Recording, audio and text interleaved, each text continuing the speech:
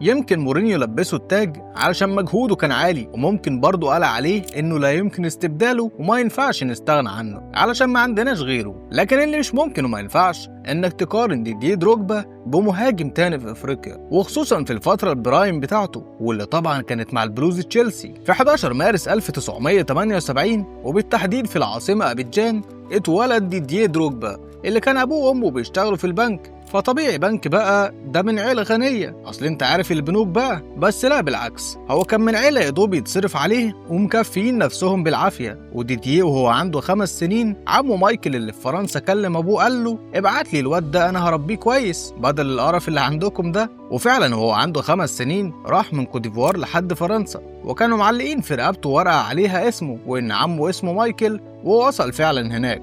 عمه سجله في أكاديمية بريست في فرنسا، ولما بقى عنده 5 سنين حب يرجع تاني لأهله، وفعلا رجع في 1989 وكان في كارثة اقتصادية حصلت، فطبعا أهله خسروا وظيفتهم فرجع تاني لعمه في فرنسا. وهنا بقى عمه وداه لنادي اسمه دونكريك، وابتدى هنا كلاعب وكان بيلعب باك يمين، يعني ما كانش ليه علاقة بالهجوم، وكان دايما بيخالف تعليمات المدرب ويطلع يهاجم لحد ما مشوه من النادي. بس أهله كانوا جم 1991 على فرنسا، وحصل مشاكل كتير لدروجبا وقتها لحد ما بقى عنده 15 سنة فراح نادي اسمه ليفا لويس، وكان ابتدى يتعرف في البطولات المحلية كمهاجم مش باك يمين. وبعد ما خلص مدرسة كان هيروح جامعة في مدينة تانية، راح طبعا سايب النادي ورايح نادي لومان، وكان في الدرجة التانية هناك، بس ما لعبش عشان اتصاب كتير واشتغل على نفسه بدنيا وتعافى من الإصابة علشان يرجع ويدرك وهو عنده 21 سنة انه لو ما ركزش في الكورة حلمه هيضيع. وفعلا مضى عقد احترافي مع نادي لومان 1999، والسنة دي دروجبا ربنا رزقه بإسحاق ابنه الأول، وقال بعدها إن ولادة إسحاق هي نقطة تحول في حياتي، وبعدها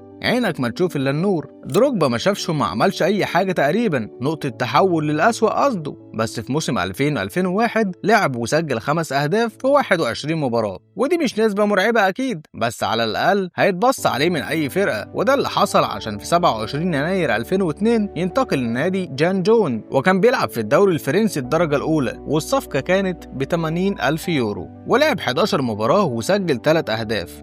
كانت أهدافه مهمة رغم إنها قليلة، وكمان ساعدتهم ما يهبطوش، بس الجهاز الفني ما كانش مقتنع بيه. في الموسم اللي بعده سجل دروجبا 17 هدف في 34 مباراة، وساعدهم يكونوا في المركز السابع، وده طبعا مفاجأة كبيرة. ويدوب الموسم خلص راح مارسيليا جاي وأخدوا بصفقة قيمتها 3,300,000 جنيه استرليني، وطبعا هناك عمل شغل عالي وسجل في أول موسم ليه معاهم 19 هدف، وكان أفضل لاعب في الدوري الفرنسي وسجل 5 أهداف في دوري الأبطال، منهم 1 في ريال مدريد والتاني في بورتو اللي خد البطولة وقتها، و3 أهداف قدام باريزان بلغراد، ولكن كانوا ثالث المجموعة، ونزلوا الدوري الأوروبي وسجل هناك 6 أهداف. ووقتها كان في مدرب برتغالي اتكلمنا عنه في سلسلة من الحلقات قبل كده، لو شفتها هتعرف، ولو ما شفتش فهو أولا جوزيه مورينيو، وثانيا خلص ده وروح شوف السلسلة دي. فمورينيو بقى كان واخد دوري الأبطال مع بورتو، وبعدها راح تشيلسي وطلب ان ديديه دروجبا يكون مهاجم الموسم ده، ووقتها دفع تشيلسي في يوليو 2004 24 مليون يورو علشان يتعاقد مع دروجبا، ومحدش كان مقتنع بيه تماما غير السبيشال 1. وفي 2005 دروجبا ابتدى يلعب وفعلا ما عملش حاجة، والصحافة مسكت مورينيو بهدلته انتقادات، بس بعدها دروجبا افتتح أول أهدافه قدام كريستيال بالاس،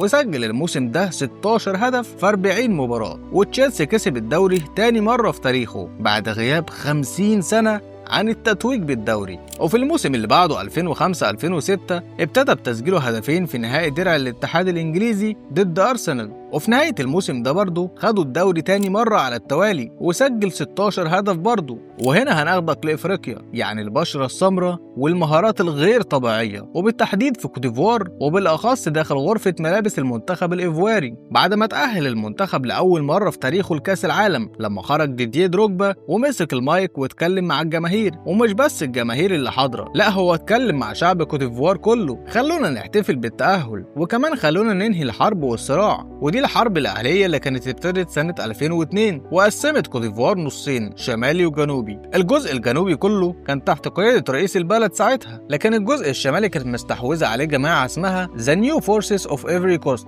وكان في معارك كتير بين الطرفين، وده اللي أدركه الكابتن ديديه دروجبا وما قدرش ينساه هو ولا لعيبة المنتخب. ورسالة دروجبا وقتها قدام الشاشات واللعيبة حواليه كانت: رجال ونساء ساحل العاج من الشمال والجنوب والوسط والغرب، أثبتنا اليوم أن جميع الإيفواريين يمكنهم التعايش واللعب معا بهدف مشترك وهو التأهل لكأس العالم، ووعدناكم أن الاحتفالات ستوحد الناس. اليوم نرجوكم ونحن على ركبنا. البلد التي تمتلك كل هذه الإمكانيات يجب ألا تنزلق إلى الحرب. نرجوكم إلقاء الأسلحة وإجراء انتخابات. وبمجرد ما خلصت الاحتفالات رجعت وزادت كمان أكتر وأكتر، والفيديو بتاعه اشتغل في كل القنوات وكل شوية يشوفوه لأنه فعلا كان مؤثر جدا. وكده دروجبا بقى البطل القومي في كوت ديفوار. وبمناسبة المنتخب ففي 2006 وبالتحديد كأس الأمم اللي هي كانت طبعا في مصر، دروجبا سجل هدف التأهل للنهائي على نيجيريا علشان يقابلوا منتخب مصر في النهائي، وطبعا النتيجة كلنا عارفينها. وفي كأس العالم كان معاهم صربيا وهولندا والأرجنتين، ودروجبا سجل هدفهم الأول في تاريخهم في المونديال، وكان في أول مباراة قدام الأرجنتين، وخسروا المباراة دي بهدفين لهدف، وبعدها خسروا من هولندا بنفس النتيجة، وطبعا خرجوا من البطولة. وفي 2008 في بطولة أفريقيا خرجوا من منتخب مصر لما خسروا 4-1، وبعدها في بطولة 2010 خرجوا من الجزائر لما خسروا 3-2. خليك مجمع معايا انهم افريقيا 2012 وصل مع المنتخب للنهائي قدام زامبيا، واهو شكلها هتبتسم ويكسب بطولة، بس برضه ضيع ضربة جزاء في اخر ربع ساعة وخسر البطولة بركلات الترجيح. وخلاص كده بينها يا معلم انت حظك مع المنتخب فعلا مش موجود خالص، ويقرر انه يعتزل اللعب الدولي في 8 اغسطس 2014، ودي نهاية رحلته الدولية. بس خلينا ناخدك لقارة تانية وهي القارة الأوروبية، يعني الدوري الإنجليزي والناس الشقرة. دروجبا في 2006-2007 سجل 33 هدف في كل المباريات، وفي موسم 2007-2008 ساهم في وصول البلوز لنهائي دوري أبطال أوروبا بعد ما تخطوا أرسنال في نص النهائي علشان يقابلوا يونايتد في النهائي، والماتش ما كانش سهل على البلوز. ودروجبا كمان في الماتش ده اتطرد، والسير أليكس فيرغسون قدر يفوز في ركلات الترجيح. وفي 2008-2009 كانوا على وشك إنهم يقابلوا اليونايتد تاني في النهائي، بس وقتها في نص النهائي ضد برشلونة كان إنيستا عنده رأي تاني وهو رأي الغدارة. ومع نهاية المباراة دروجبا اتجنن حرفيا وراح للكاميرا وفضل يقول عار عليكم عار عليكم، ودي طبعا تعود على الحكام. وفي موسم 2009-2010 سجل 37 هدف في 42 مباراة، ووقتها تشيلسي مع أنشيلوتي خدت الدوري الإنجليزي وكمان كأس الاتحاد. وفي 2010-2011 تشيلسي تعاقد مع النونو المهاجم الأسباني توريس علشان يبقى دروجبا بديل، بس توريس ما نجحش فرجع تاني دروجبا أساسي. وبعدها تعين المدرب دي ماتيو مدير فني للفريق، وعمل حاجة محدش فهمها خالص، إنه قدر يوصل لنهائي دوري الأبطال قدام البايرن في ملعب اليانز أرينا، فخلاص خلصانة يعني. مولر افتتح التسجيل، وبعدها ب5 دقايق برأسية صاروخية يتعادل ديديه دروجبا فيروحوا لركلات الترجيح، وعلى عكس المعتاد تماما فاز دروجبا وفاز تشيلسي بأول دوري أبطال في تاريخ النادي. وبعدها دروجبا راح الصين ولعب مع نادي شنغهاي، والسنة اللي بعدها راح تركيا لعب مع جالاتا. وفي موسم 2014-2015 يرجع تاني للبلوز في صفقة مجانية وقتها، وقال إن قراره ده كان سهل جدا وإنه ما يقدرش يرفض إنه يلعب مع جوزيه مورينيو تاني، والكل عارف العلاقة الكروية بينهم وكان حاسس إنه في بيته فعلا. أما مورينيو فقال أنا عارف شخصيته بشكل جيد وأعرف إنه عاد ليس بسبب تاريخه فقط بل لأنه لحد الآن مهاجم فعال. وفي الموسم ده لعب مع تشيلسي 28 مباراة في الدوري سجل فيهم 4 أهداف وصنع هدف. وفي موسم 2015-2016 ينتقل لنادي مونتريال الكندي ولعب في الموسم ده 33 مباراة وسجل فيهم 21 هدف. بس مشاكله هناك كانت كتير، يعني في مرة اتغرم علشان كان رافض يلعب أصلا للنادي رغم إن الأرقام بتاعته كانت أرقام كويسة، علشان بعدها ينتقل لنادي فينيكس رايزنج الأمريكي ومعاهم لعب 22 مباراة سجل 14 هدف وظهر معاهم بشكل كويس. بالنسبة للاعب عنده 40 سنة، وفي يوم الأربعاء 21 نوفمبر 2018 أعلن الأسطورة الإفريقية ديديه دروجبا اعتزاله كرة القدم، علشان كرة القدم تفقد مسيرة لاعب، ومش بس لاعب ده كمان بطل قومي، لأنه فعلا كان صغير مارسيليا ونجم تشيلسي وكبير أفريقيا وبطل قومية كوت ديفوار.